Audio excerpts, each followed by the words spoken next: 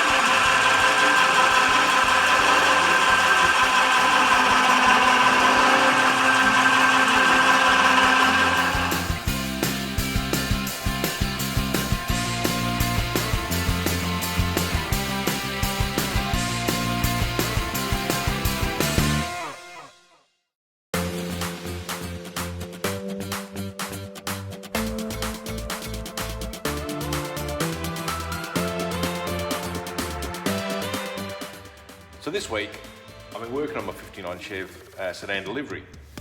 It's probably been a bit of an exercise in learning that when you build a car or you're going to build a car, pull it apart, that you should take as many photos as you can, bag and tag your bolts and your bits and pieces so that you know where it goes. I mean, we didn't pull this car apart when I got it, none of the front stuff was on it. So this week I had to work out what went where. They're reasonably complicated things. So the bumper, there's a bracket behind there. You can see there's two panels underneath. Then you've got these little chrome panels coming up here as well.